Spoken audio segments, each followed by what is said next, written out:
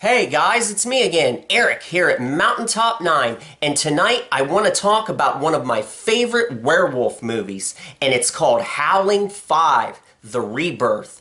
It was directed by a guy named Neil Sundstrom in 1989. Now, I've loved this one ever since I was a little kid, and the reason is it has great atmosphere, it has a great sense of mystery and suspense. I like how it keeps you guessing all the way until the end, and it just stands out from the pack. This is a standalone entry in the Howling series. It has nothing to do with any of the other Howling movies. When I was growing up as a kid, really the only other werewolf movie that I really held in as high esteem as this one was Silver Bullet. Silver Bullet and Howling 5 were the two that I watched the most as a kid. I just always liked those two the best. As far as Howling 1 and Howling 2, I like both of those also. I grew up watching those. American Werewolf in London, on the other hand, I've always felt like that one's a tad overrated. I just never really got into that one. I've never been able to properly really appreciate that one. It just doesn't do much for me, even though a lot of people really fucking love that one. I gotta hand it to Rick Baker. Those special makeup effects are stellar. It's got a classic transformation sequence. It just, overall, the movie just doesn't do it for me. So yeah, I have great memories of this movie. This is the North American VHS release right here of Howling 5. Has a simple, effective cover. I grew up seeing this on the shelf at every goddamn video store I went into, whether it was an independent mom and pop shop, or whether it was a Blockbuster video, or a West Coast video, or a Hollywood video, movie gallery, you name it, everyone had this goddamn tape on their shelf. And why wouldn't they? It's a good movie and, it's a good tape. There's the back right there. Here's a cheap DVD release where it's paired up with Howling 6, The Freaks, which is also an entertaining little movie in its own right. It's no Howling 5, The Rebirth, but it's an entertaining little flick that you should also watch if you ever get the time. And there's that. Now, without any further bullshit, let's dive right into the plot. The movie opens up with a scary-looking baby carriage rocking back and forth while spooky music echoes in the background. Budapest, 1489. A castle stands in the vast darkness, hauntingly shrouded by falling snow. All of the windows are black, except for one, which beckons to the viewer with an eerie yellow light. Inside the castle is a grim scene indeed. Bodies are strewn all over the fucking place. They apparently died in a group suicide because we witness a short dialogue sequence between the final two survivors. They say shit like, "There was no other way," and "the evil is finished," right before offing themselves with a big long sword. So obviously this group of people committed mass suicide in order to contain some kind of malevolent force or curse. But they made one fucking mistake. They didn't make sure that everyone was dead. As this dipshit reels upon the brink of death, he hears the familiar sound of a baby crying somewhere in the castle. This means that whatever evil force they were trying to snuff out will surely live on despite their best efforts. Fast forward a few hundred years to Budapest, 1989. The castle has been abandoned for 5 fucking centuries, and now out of the blue, a carefully selected group of assholes have traveled to the unholy site to attend its grand reopening. They're a hoity-toity bunch of rich pricks and prima donnas. Look at this debonair dickhead. He's the kind of guy you want to marry and go on a nice honeymoon with. All the women in town know that he likes it doggy style best. And look at this chick over here. She looks tastier than a fillet of fish with homemade tartar sauce on the side. After settling in at the castle, they mingle and have some drinks, blissfully unaware that a savage beast stalks the darkened halls. But come dinner time, they are informed that a blizzard has moved into the area and there is zero visibility outside. And to top it off, one of their fellow travelers has gone missing. From here on out, it becomes a cat and mouse game of find the fucking werewolf as these misfortunate bastards explore the enormous castle and the sprawling maze of tunnels that lie beneath. So now that you know the basic storyline, let's talk about the pros and cons of this old hound dog.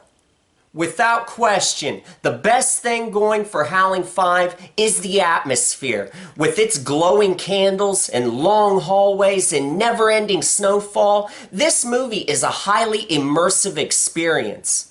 The swirling wind effects are loud, and they help draw you in as the cast is enveloped by the storm. The production values are top-notch, and the filmmakers did a stellar job creating a cold, cavernous atmosphere of dread. The castle itself is amazing, and the exterior shots that they use throughout the film, they're a great connective tissue that help keep you submerged in the dark mood of the film. That castle is the true star of the film, in my opinion, no doubt about it. Just look at this shot right here. This kind of atmosphere is priceless, my friends. Now, by far the most disappointing facet of this movie, for me, personally, is the lack of blood and gore. I know that this movie is trying to play up the mystery and suspense and more of a classy type angle to it, filled with great atmosphere, but still, this movie is just a tad bit too dry. I want some more blood in my horror movies, damn it. You know, unless you're like, Let's Scare Jessica to Death or something like that, this is a monster movie, so even though it's going for suspense, I still want some more blood. All we get in this movie are some after-the-fact shots of people with their jugulars torn out, but you know, even then, it's not a lot of blood. It just shows some blood dripping down the neck area onto the top of their chest. You never get to see a werewolf just rip someone apart or bite into them, and you know, that's too bad. Just a little bit more violence in this one would have really done the trick for me. As it stands, I still really like this movie, but damn it, it needs to be a little bit more violent. And as far as the werewolf makeup, yeah, this movie just does not linger on the werewolf. You barely get to see him, just very brief glimpses of this beast. And that's a shame, because I'm sure the makeup was probably pretty good. It was 1989 when this was made. It was the golden age back then of great prosthetic and latex effects, so that's a shame that we didn't get to see the werewolf just a little bit more. So yeah, it's just a minor quibble. I wish the movie would have done a little bit more as far as makeup is concerned, but you know what? This movie does other things so well, such as atmosphere, that I'm willing to let it slide. As far as nudity is concerned, there's a really hot redhead in this movie, and she bears her ass, and that's really cool. Also, there is a blonde actress that shows some boobage. But other than that, that's about all you get as far as nudity is concerned. One thing I want to talk about is that in this movie, there is this dungeon-looking area, really dingy looking area that has like this stone bath type thing. It's like this big thing that the characters can either bathe in or swim in. And it's just this old standing water next to all this concrete. And I can't help but think, why the fuck would you go in that water? That water has been sitting there in this dingy, dusty, dirty fucking environment for over 500 goddamn years. You're really gonna tell me that you would sit in that water? I mean, there could be all manner of bugs and snakes and leeches, and not to mention invisible little microorganisms swimming around. You really want something like that to swim right up your asshole and cause you to shit uncontrollably for days, possibly even weeks? You couldn't pay me to get in that fucking water. So if you watch the movie, you'll know what I'm talking about. Why anyone would get in that nasty, dirty, bacteria-laden water is beyond me. Overall, Howling 5 may be lacking in certain exploitative elements like blood and gore, but it really makes up for it with a palpable sense of mystery that keeps you guessing all the way until the very end. It's got great production values, a really classy atmosphere that keeps you engaged, and you know, it's also got a decent score by a group called The Factory. It's not a great score, but I feel like it has some really good Omen-style motifs, which are really appropriate for this movie, because this movie has this whole subtext in which Satan himself walks among humans by day, but then come nightfall he runs with the wolves and takes on a wolfen form. I really like that aspect of this movie, that little folklore type thing that's woven in beneath the surface of this one.